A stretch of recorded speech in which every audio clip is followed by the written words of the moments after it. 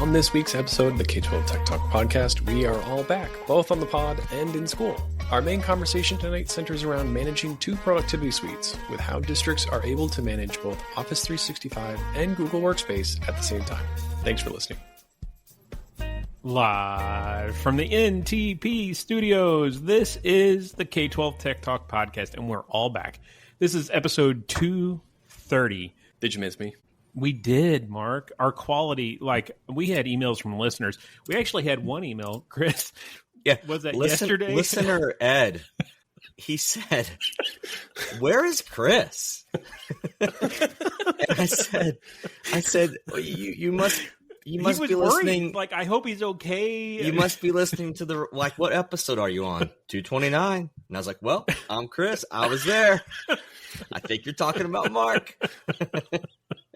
We missed you, and we know your voice well, Mark. Oh, I got called out. We were on an excursion in Alaska, and we passed a school district. And I knew it was one of the school districts on K-12 Tech Pro. So I took a picture of the high school, and my wife's like, "What are you doing taking a picture of a random high school?" So I got in trouble for that. It's not random. You had fun? I did. I had a great time. I had a little tech emergency during it. We didn't do the Wi-Fi. We didn't do the internet package. As you guys noticed, I was silent for a week. Mm-hmm. Yeah, we were worried. And but when you get on land, I was on a cruise. When you get on land, your phone starts dinging. You see all that's ironic. That's my phone ringing. Did not mean to do that. It was totally ironic. So you check you get a couple of emails, and you're like, "What's going on?" And somebody had reached out to me that a colleague that I'm working with may have fallen for a phishing scam. So I reached out to that organization that I'm supporting, and I said, "Hey, so-and-so fell for a phishing scam." They didn't know. And then I talked to the Google admin. I said, "This is what you need to do." And then her next reply was, "Oh, I think I've fallen for the same scam too. I think I'm compromised." So there's the emotions coming back in at the start of school and a compromised Google admin and all that kind of stuff. But in your head, you're like, all right, I know you got two-step. It's okay. But then they reached out to me like, "We don't know what to do. Can you walk us through the instructions?" And at that point, I'm on the boat leaving the pier, and I see the bar dropping. And it was so stressful. Like, I've got to type the instructions out before I lose the last bar of reception. And then I lost it, and I was happy again. They're singing "The Love Boat" in Mark's way. So I had that start of school anxiety of like, I need to get this email out as fast as possible kind of stress this last week. But it was fun. Surprised you didn't come back with a captain's hat, Mark. I had a great time. I wanted to go on the bridge, but they wouldn't let me. I would love to do that. It was fun. This is my first cruise, so this is fun seeing that whole side of things. It's really cool. The tech at sea is pretty amazing. Did you take any photos on a Chase Lounge? No, I did not. Mark. Although I looked for the Chase Lounge, I did not see it, so we must have been on different boats. But all right, well, glad you had fun. Glad you're back. I like what you did there, Josh. You made Mark's Alaskan trip about you. Well, sure. And your Alaskan trip. Josh did ask more questions and ask for more updates than all of my other friends and family combined.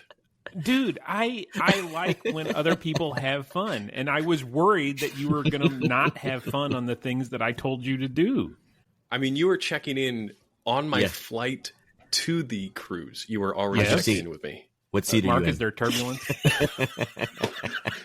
Did you get an upgrade on your seat? Well, what about those clouds? You always brag about getting upgrades. I was curious if you left Sarah in coach. You gave me recommendations of restaurants to go to while I was in the port to get on the cruise. Yes.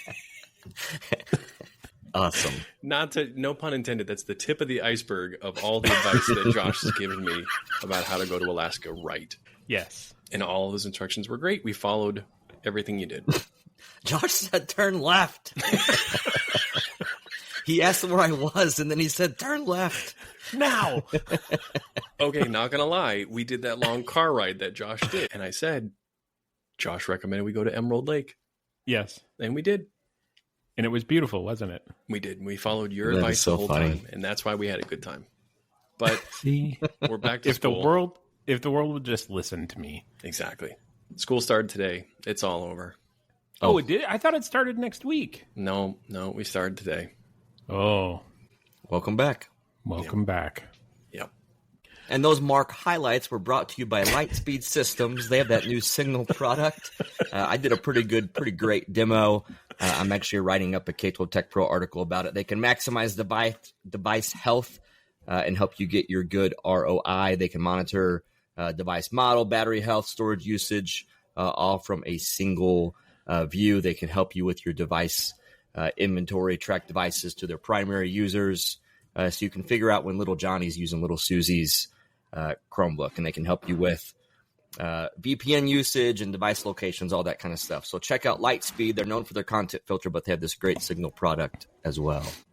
So I guess, Mark, we don't know if you're back in the swing of things, but I can take this news article that came across my desk today from Ed Week. Mark, we don't really do agendas anymore. Yeah, we just go. I noticed. We just have a good time. You know, could you imagine just being a conference and you bring Chris and I in to talk, and they're like, "What are you going to talk about?" We don't know. We're just going to go. We're just going to see what happens. What do you want to talk about? Yeah. Anyway, so there's this article. It's budgeting season for Senate and the House federal level right now, and there was an article that came out today. It's over on edweek.org. There are some concerns about some slashing or cutting in funding to title funds. Now, we went through this where they withheld some title funds. What was that, Mark? About 4 months ago? Yeah, July 1st. They withheld some funds and then ended up releasing them again and made everybody whole. But now we're in negotiations for the next budget year, the next fiscal year. And early indications coming out of the House of Representatives and their proposed budget is a roughly 20 to 25% in Title I, specifically funding. It looks like their recommendations for IDEA funding is staying the same, $15.5 billion. But they are also cutting all of the Title II, Title III, and Title IV funding. Again, this is proposed budget coming out of the House right now. It hasn't come out of the Senate yet, but it'll be interesting to see how this ends up shaking out. I know there are, Title I is, Mark, explain Title I to our listeners that may not know what Title I is. That's for folks that, reading recovery type planning, right? Title I is for state and local funding for low achieving children in higher poverty schools. So, yeah, it'll be interesting to watch this and see how far this gets and what it ends up being the real budget. I think they said it has to be done in the next 4 or 5 weeks because the next fiscal year starts October 1. I've had some new conversations because of, I think, the thoughts of potential cuts to title to both of those funding sources, where the pot of money that was allocated towards our title teachers or our title students that would buy printers, buy toner, buy these different things. That person that's over that used to be not frugal, used to spend the money. And this school year already, we've seen that there's different, when I say, hey, that equipment is dying, we need to replace it. We're having a longer conversation about what the need is and if it should be replaced or not because of some of this anticipation. And that those are harder conversations to have, where that teacher's used to XYZ, those resources have always been in that classroom. Well, now there is potentially a cut coming, or cut has already happened. So I think, I'm already seeing some of the impact of what that could be. And I think probably everybody's in that boat. And that's what one of the quotes in that article was, something along the lines of, even if they don't come out and cut this outright out of the planned budget, there's nothing that says the funds won't be withheld at some point like they were back in July. So planning on being super frugal with some of this funding And, if you're one of the lucky districts where you get most of your funding from local monies instead of state or federal funding formulas, you're in a better place than those that rely heavily on state and federal funding formulas. Mark, you got any other news for us? Yeah, and the big update that I saw this week of something that we've actually been following or talked about for a few months now is the Google Antitrust case. If you're not familiar with this one, Google was ruled to be an illegal monopoly due to its competitive nature on search and things like that. And one of the rumored repercussions could be that Google had to sell off Chrome. And so a lot of us in K-12 are wondering, well, how does this work with Google Apps and Chromebooks? Does the Chrome browser also mean Chrome OS is going away? What does all that stuff mean? So we got the case was, or they were found guilty of this last year, but the sentencing essentially was done this week. And to show you the impacts of the sentencing, before I even tell you, I'm going to show you a picture of Google's stock this week and see if you can tell me when the ruling occurred. Yeah. Well, if you're I not, believe I can tell. Yeah, if you're not familiar with that 9% increase in Google's stock value was on a couple days ago when the judge said that they did not have to sell Chrome. So the worst case scenario of Chromebooks and Chrome being sold off to a company has been averted. Instead, they just have to share search results with some of their competitors, and they can't enter into exclusive contracts. But they can continue selling iPhones with Chrome preloaded and Google Search as the browser. So that's that. That's good news. Because, realistically, if you were to sell off Chrome OS... what was going to happen? Yeah. Who would end up buying that, and what would that look like management-wise? Yeah. Yeah. And we had talked about this, rumored convergence of Android operating system and Chrome OS. So maybe that would kind of play into it, but it's all water under the bridge at this point. Yeah. Josh, you love Android apps on Chromebooks, right? No, it's a disaster. I hate it. Sorry, my phone was both ringing you guys too. tonight. Yeah, I just got off the cruise ship and got back in Signal. No, we had to roll. Cell phone ban, another unintended consequence of cell phone bans. So we had PLTW courses required the mobile app emulator. And I guess students were just downloading that app and putting it on their phone years prior. So we needed to roll that to Chromebooks now. And I don't know if it was because I had it blocked so many different ways, meaning the Android apps. But man, it took us like a day and a half to figure out getting that working. We finally did get it to work late last week. So, but yeah, that was a pain. I had a new one this week too with our device ban. So, discovered, learned, and I guess it's happened with one student or a couple before of kids taking a class with a college that we don't normally work with.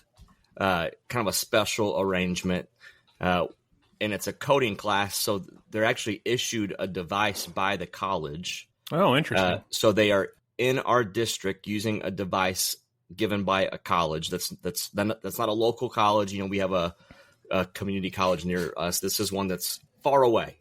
So they give device, and then students expected to join different video conferencing platform than what we support, and use particular programs that are already preloaded on this device that we don't know anything about, and even access websites that we never talked about. Yeah, so This has actually been, I learned this week, this is like our third year of doing this, but I guess the previous 2 years, the couple kids that would do this, and again, these are coder kids, these are programming kids wired like that, when they would have issues, they would just jump on their phone's hotspot to get around the issue. And that was okay with that teacher because that was a quick fix. Well, now they can't do that. So then I got to do the whole thing where I learned that, like this is whatever, week 3-ish of school, that I've had a kid that hasn't been able to get to the resources that they need. No, the teacher told me after they've already missed a class session, and I'm, drinking out of a fire hydrant on like, what do you mean there's a device? And what do you mean they need this and this and this?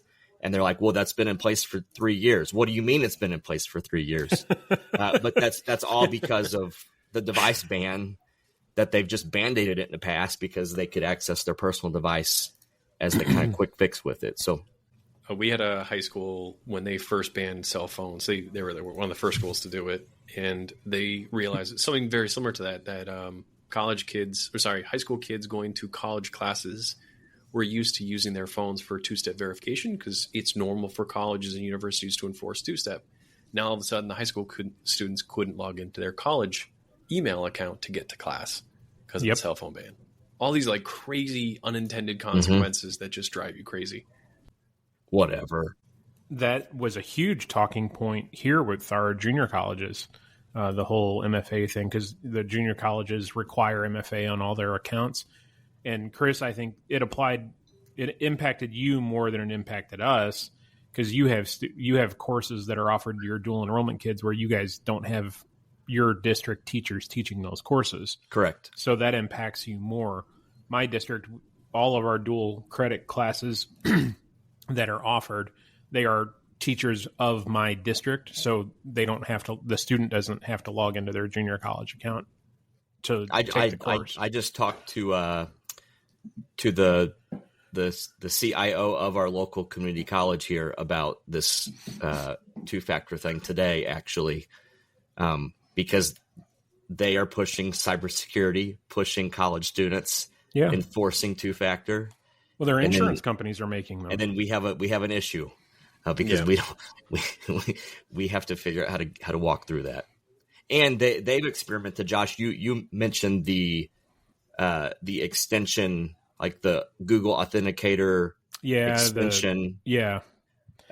So that college has said that they've had issues with that working properly. Oh, interesting. So just interesting. There's not a clear answer yet. That extension made me feel weird anyway because it's just some extension that some guy wrote. Like it's not an official like Google Authenticator. Well, it makes you feel weird. Yeah, that doesn't feel right. No, and he's supposedly published the source code on GitHub, but it's still like, I don't know, it still makes me feel weird. Well, and it feels weird anyway because it is in the extension. It's in the browser, like it's an extension, right? Is that really two-factor if you've like you're on the thing, like you logged into the thing, you're doing two-factor on the thing that you're already logged into. Well, and you wouldn't be able to get into it to get the second factor code if you're logging into the device and it requires the code to get into the device. It doesn't really define. It doesn't fit the definition of two-factor. And there's a lot of it's like 1.5 horse there. 1.5 factor. We had a guy develop, not we, but there was a guy out there that had developed a third-party app that was a user interface for our SIS and was encouraging students to use that and then log in with their credentials. And he wasn't doing it all maliciously. It was just a service that he had created. He must have been like a former high school student. And I don't remember if we blocked it or we had to like notify students, like never, ever, ever put your student information system password in some third-party tool. Why weren't you SSOing, Mark? We weren't at the time. This was years ago. They were with some random guy in his garage. Yeah, he was taking the SSO tokens. Hey, let's get into the big topic before I have to cut and run. Hey, before we get into that, let me talk about Arista. You can email our friend Aaron. It's evonder@arista.com.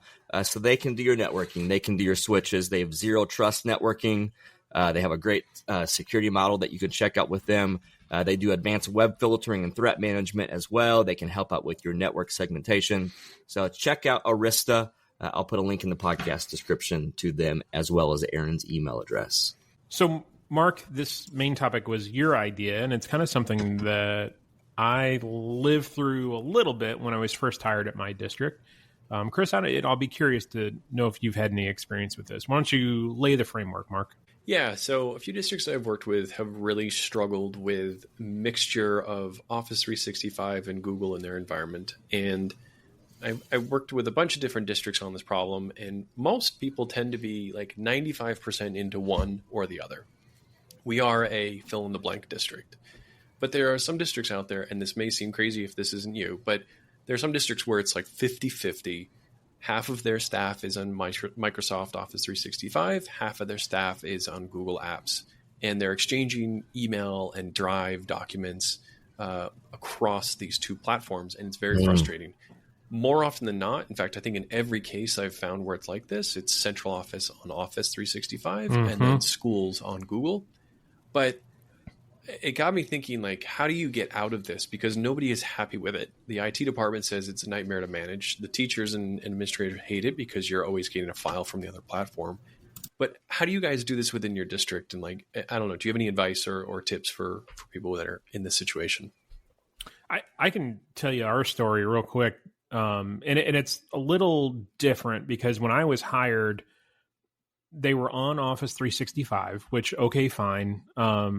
It was just what they had, and they were buying an A3 license from Journey Ed and yada, yada. They had started down that road, which made sense at the time because it was only faculty and staff that had email accounts. Yeah.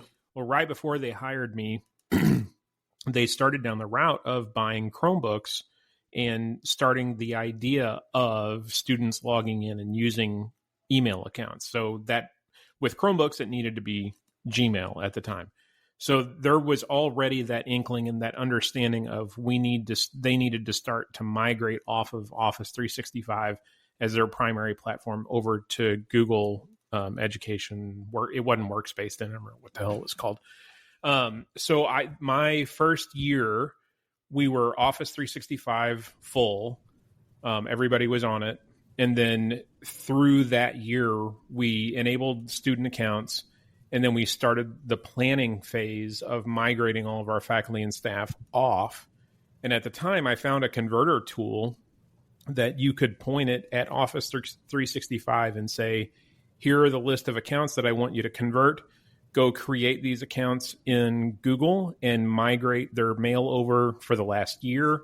Migrate over, if you have documents or custom contacts, that kind of stuff.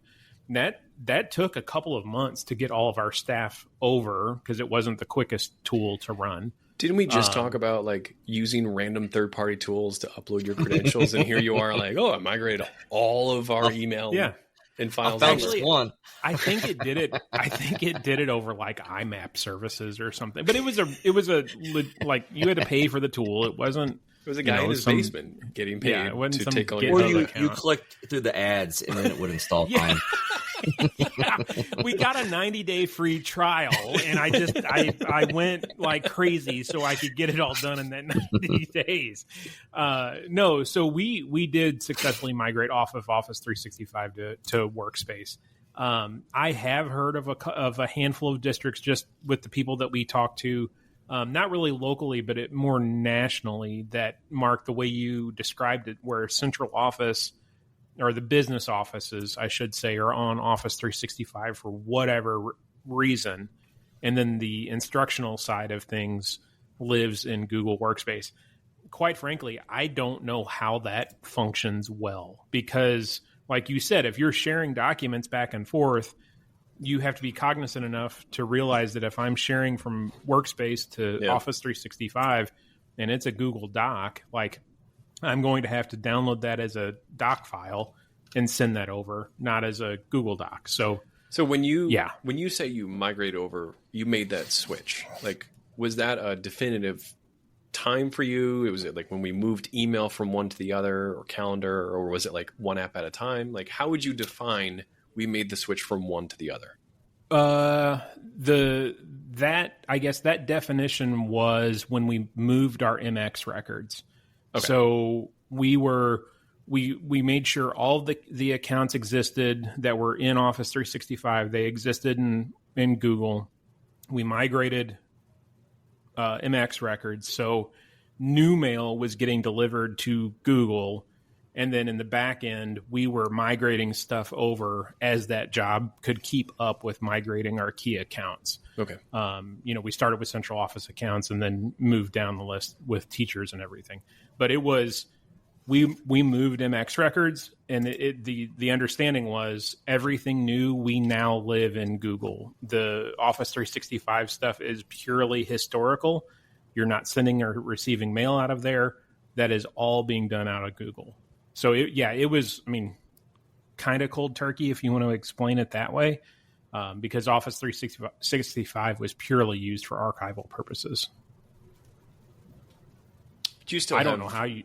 Go ahead, I'm sorry. You still have some like random applications where you need, like, this particular teacher needs Excel for this application. Do you have those examples? Okay. Yeah, we have 2 business labs. And it's funny because this year we redid both of them, and I use the term redid loosely. One of the labs was a Mac lab that we replaced with Windows PCs, and they're using Adobe product, the new Creative Cloud stuff in there, and we're using Google authentication for Windows in that lab. The other lab, which was a business office lab, he still wants to use Office product. So we did it's not SAML, but the authentication process with Office 365 where they can authenticate with their Google accounts. Yeah. So we are giving those students access to Office 365 Office apps. So they go into that lab where it used to be PCs in that lab. It's now a 24-inch monitor with an HDMI cable that they plug into their Chromebook. So they're using their Chromebook in that business lab with Office 365 product. Interesting. So that saved us. Is that 365 like they're signing into an account? So do you do any computers with just like Office on the computer? Not for student use. Do you do that for staff? Yes, because yes. Okay. I'm not going to say anything mean. Yes. So we still have Office installed on our Windows computers. We do too. Yeah. Office 365 land, we put, and we got through many years with Google before we ended up doing this, at our high school for students. And again, pretty much in conjunction with the local community college, we need to teach our students the same tools that they're teaching there. So we ended up spinning up Office 365 with accounts just for those students that are taking those classes. Yeah. Not necessarily the college class. We just want to teach what the college is teaching. So they would only have access to Office 365 while they were taking, the Office class. Yeah. Okay. And then we would turn that bad boy off because we did not want to have kids start sharing Office 365 stuff. So they could share within that little bitty world of, here's the 100 kids that are taking Office for a semester. Then we turn off all those accounts and then we'd spin up the next ones. And employees, I did a short period of time where we would offer access to Office 365 if they would so choose, just because we had some folks that still wanted that. But we still have Office. I forget which one, but we still have Office. A1's going away, though, isn't it? Is it A1 or A3 is going away? One of them is going away. We still have that installed to our Windows computers. And at my school district, we went from like an old school email system straight into Google. So there wasn't a whole lot of interesting productivity tools, big changes going on that everybody was just excited that we went to Google. And even at my previous school district, I was just looking up. I was trying to remember the name. That school went from Zimbra. Did you guys ever have any experience with Zimbra? No, I've heard of it. It was like a Linux. It ran on like Red Hat Linux. It was like one of the first old school emails that had like drag and drop email. Like when Gmail came out that you could drag an email around, Zimbra had already been doing that. So even at that school, like it went from Zimbra, which wasn't connected to Microsoft and all that in any way, to Google. So, we just benefited from people were just pumped up for moving to Google. I think at current school district, a little nudge for those that were still making a lot of like Word documents was we started to give the option of that Google Drive for desktop. Yeah. Where it adds like the G Drive. And that just resonated well with folks that want the Windows feel. That got them to start using their Google Drive more for those people that were kind of the late people to come over to the Google Drive land, that they had access to their Google Drive that way. One of the things that you have to worry about when you're setting up student access in Office 365, if that is not your primary email function, whatever, is turning off the email function for those student accounts. Like you have to cognizantly go do that. I remember laughing about how much stuff I turned off. Yes. When I spun up Office 365, I was just turning off services and options and settings just left and right. Yeah. Because all we wanted them to get to was just the bare bones stuff. I mean, you don't want them getting a team. I mean, Teams wouldn't work anyway, but get it. We haven't had any Teams hate lately. No. You guys mentioned a minute ago about one of the Microsoft licenses going away. I've been quickly researching, like, well, what are you guys referring to? And I think you might be referring to A1 Plus, which went away last August, 2024. No, there's a new one of them is going away. Like it was a discussion item the other day. I just got the email. I'll find it. Oh, okay. So this just came out. I've not seen anything about that. But yeah, it's been in the last month or so, right, Chris? Yeah. A1 Plus was the version that was like halfway in between A1 and A3, and that went away last summer. So, Mark, do you know what you're going to do? Like, are you going to recommend this district migrate wholly over to one product or the other? Mark, I think you're muted. Sorry. I had actually been kind of going along the lines of what you would reference about the MX record, that the MX record needs to be in one place. This district and a couple more that I've worked with are actually doing dual delivery of email. Yes. And it is painful for all those involved. And so I'm trying to say, I don't care which one you do, but your MX record should only be in one place. Well, the MX record is only in one place, and you should not have any forwarding of emails between platforms. We'll see. Yeah. You're going to tick off one user set or the other, but right now I think having people split between both worlds means that everybody's upset and frustrated to a certain extent. Yeah. So we'll see. You're not doing your job right unless you're making people upset. Some subset of user. Josh, if that's your definition of a great job, then congrats on being the employee of the year. I mean, you're always going to have someone upset with you. You're always going to have someone upset with you. Yeah, the difference between the three of us, I think, is just the numbers of people who are upset with us. No, right. I just don't care. I have some days where no one's upset. I think my difference is I don't care if you're upset. I'm doing my job. Like it's I don't know. I had someone upset with me today that huddle is blocked during instructional time. I'm sorry, but I was told to do that last spring. Well, what if they don't have anything to do? I'm sure they probably have homework to do. I would really love, Josh, for your wife to just walk behind you right now and just give us that face. Like, yeah. Well, thankfully, she's not a teacher in my district. That's what she says. Yes. A1 plus was Mark was right. Okay. All right. You had for about 10, 15 minutes there, a lot of people having a heart attack right now. So. By the way, email FortinetPodcast@Fortinet.com for your Forti needs. Also, check out ChromebookParts.com. If you have Chromebooks in your school district, they can hook you up with great replacement parts. I've been using ChromebookParts.com for my 12 years at my current school district, and they're giving special K-12 Tech Pro pricing. So reach out to them, tell them what parts you're needing, mention K-12 Tech Pro. They'll give you a little bit of a discount. All right. Anything else, gentlemen? It's good to see you guys. Missed you.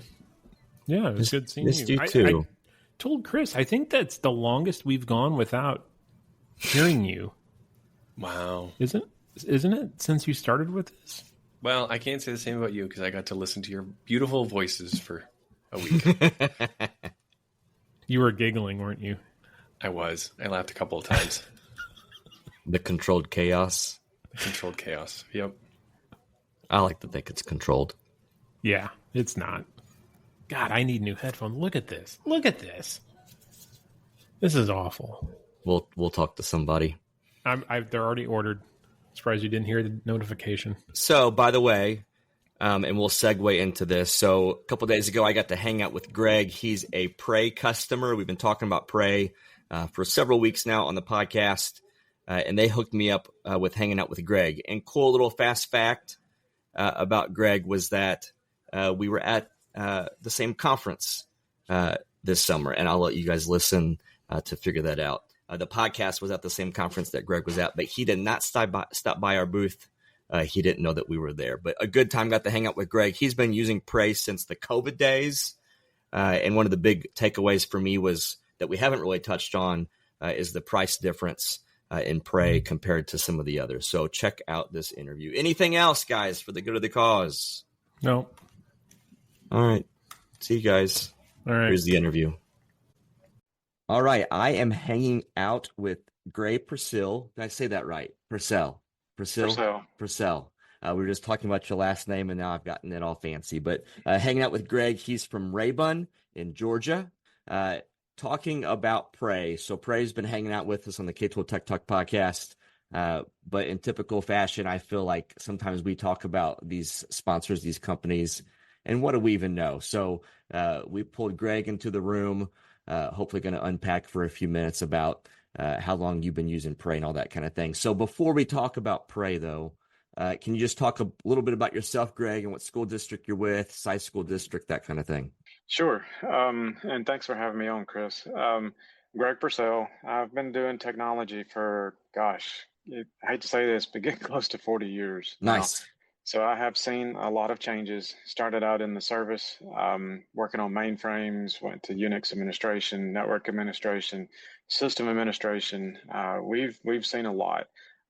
We've been at Raven County for almost 10 years now. I've been in the K-12 sector for a little over 25 years.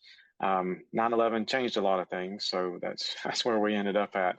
But we love it. My wife's a teacher, and that allows us to work together. Our district, we're not that big. I think, Chris, you said your district was a little bit on the smaller side as well. Ours is too. We average around between 22 and 2,300 students. Okay. 4 schools, primary, elementary, middle, and high. But it's a good combination. I've worked in another school district that was about 3 times this size, and this one is a lot more down to earth, more friendly, and not as much disciplinary issues as we saw at bigger districts. The kids actually behave, so it's actually pretty good. So I'm starting my I think it's my 21st year in K-12 Tech. So you're just double me. I don't know how that makes you feel or how that makes me feel. I still have a long road to go. Well, your people may not can see it, but you can see the white hair on the goatee. Yeah. So it just gets whiter each day. So. So is it just you in the department, or are you a department of a couple people? I'm the director, and I have a technician stationed at each school, and then I have one floater that we use as a backup if somebody has to be out or if we got a special project. And then we have a part-time, which actually we're looking for another part-time person that we use as a floater as well. For lack of better words, they get to do a little bit of the grunt work, pull cables, pick up computers and stuff like that. Yep. Very cool. Okay, so let's talk about Prey a little bit. So I know that Prey can do tracking, location stuff, device security stuff. They can help out with device loaner programs, tracking inventory. They'll do a lot of different things. So I guess, would you talk a little bit about just the general thing? What are you using Prey for today, or what led you to Prey to give them a try? Because I guess I should say this. There are other companies that are in this space, and we've tried to unpack a little bit on the episode what is making Prey be the company of choice. Sure.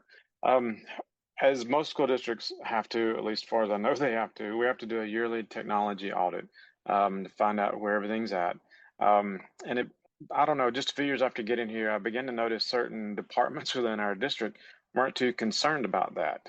We would go try and say, hey, you've got inventory says you've got 2 or 3 laptops. We don't know where they're at. I was like, no, that's not going to work. But so then COVID came along. And we went 1-to-1 with everything. And even before COVID, most of our teachers did not have laptops. They had Chromebooks, but did not have a laptop. So I did not want to give them a laptop and then come inventory time, them say, well, I don't know where it is, when it could be sitting at home or do whatever. And we never get back. So I wanted some kind of method to be able to track the laptops if needed, and then be able to lock them if needed as well. And that's why we bought it. The price point for Prey has been very good. At the time when we were looking for the product, I honestly couldn't find any other products out there that would do what they had the ability of doing. And we've been with them for several years, and we've had good support and good success with it. So I'm not going to break if it ain't broke. Yep. So we keep using it. Yep. And Awesome. we've actually had a couple of situations where teacher resigns or retires and leaves, and of course they're supposed to turn it in. And we had one who said, "Oh yeah, I turned it in." Well, I looked up Prey, and lo and behold, it was a state south of us, and we looked up his information, and that's where his parents lived. We had done wasted hours trying to find that laptop, look through the camera footage, see if he really did drop it off where he said it was. Emailed, didn't get any response from him, but when I locked it, I got a response. Yes. And that's what I think has been a little bit different about what Prey can do. It's got the cybersecurity and the physical security element to it. It's not just doing inventory, but you can lock down. I think you can lock down devices, but you can lock down. I mean, you're locking down the data on the device as well, right? Yes, you can lock the drive. You can even wipe the drive. I remember we've not had to do that, but we have had to lock it. And then once you lock it, it'll put a message on the screen. It'll tell them they need, like ours was, you need to contact the technology department, put our phone number and so forth. But it will also do a screenshot of when it comes back online and they're trying to log into it. It'll do a couple of screenshots. And in that case I mentioned, I started getting emails over that weekend. I did it on a Friday evening, but that weekend I probably had half a dozen screenshots of that user trying to log into that laptop. And then, of course, I got a call Monday morning, and I politely told him, I'm not going to unlock it until you bring it back. And that's what we did. Of course, he proceeded to wimp out, and he brought his kids with him because I was going to chew him out for lying to me. But he brought his little kids, and I decided I wouldn't embarrass him in front of his kids. And I let him get his stuff off in my presence, and then we kept it. That's a great use case. Yes. And that's, I always think about these products. That's the good. If you can take the cost that you would have lost on the laptop or several devices, that's where you start to figure out how you're going to carve out the budget for a solution like this. And you're going to end up being ahead of it potentially if you think about how many devices you might lose or get stolen over the course of a school year or just over time. So do you use this? Yeah, go ahead.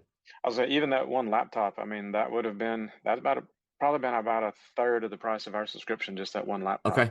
So yeah, that it paid for itself. Interesting. So are you using this on all your employee devices? Yes. And are those Windows laptops or Windows desktops? Windows and Mac desktops. Okay. I mean laptops, sorry. And then do you use these on student devices today or no, just the employees? No, just the employees. Cool. Can you think of any of the other use case? I guess different question. Is this something, are you in Prey daily, weekly, just as you need it? What would you say to that? Primarily just as I need it, or for deploying devices, then we make sure, and if we're upgrading our devices, we'll make sure the Prey's still working. And then periodically we'll check and just get an idea of the location of our devices. Are they still in the state or are they across the country? But usually it's just on an as needed basis for us. Okay. If you, and I kind of feel like you've already unpacked this, if I'm a tech director thinking about, I need something to track my devices, I mean, what's the big draw to Prey? Is it the price or is it a feature? I would say the price and the feature. The ability, one, I wanted to be able to find the device if we could. And then if it was found, I wanted to be able to lock it and prevent them from using it, because that's the biggest deterrent. I mean, they're not going to be able to use it. We may not get it back, but they're not going to be able to use it. But the end goal would be we'd like to get it back so we can repurpose it. So I would say the price and the feature, the ability to trace it and to lock it and encouraging them to return it was the biggest selling points for us. Awesome. All right, Greg. Well, thanks for hanging out with me today. It's preyproject.com. Check out Prey, Prey. Thank you, sir. Yes, sir. Thank you.